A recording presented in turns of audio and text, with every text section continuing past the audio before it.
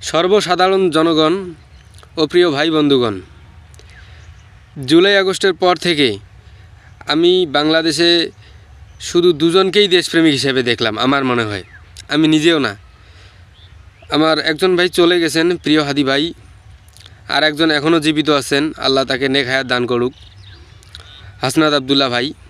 এই দুজন তাদের নিজেদের স্বার্থের জন্য কখনও কোনো ভাষণ বা সোশ্যাল মিডিয়ায় বা যে কোনো জায়গায় তারা কখনও এরকম ভাষণ দেয়নি। তারা সব সময় ফেসিবাদের বিরুদ্ধে রুখে দাঁড়াতে সবাইকে আহ্বান জানিয়েছিলেন।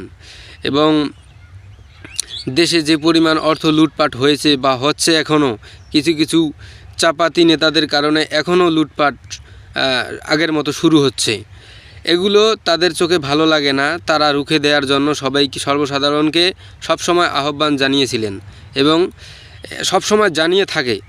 যে কারণে আমার মনে হয় সব দলীয়, বাংলাদেশে 54 বছরে যত দল এসেছে সব ধরো মারো খাও এরকম দল ভাই, এই দলগুলোর মধ্যে তাদের দুজনকে একদম পছন্দ হয় না। যেমন প্রিয় হাদি ভাইকে এটা পরিকল্পিতভাবে সর্বদলীয় বলা চলে, সর্বদলীয় ষড়যন্ত্র আছে, না হলে কেউ কেন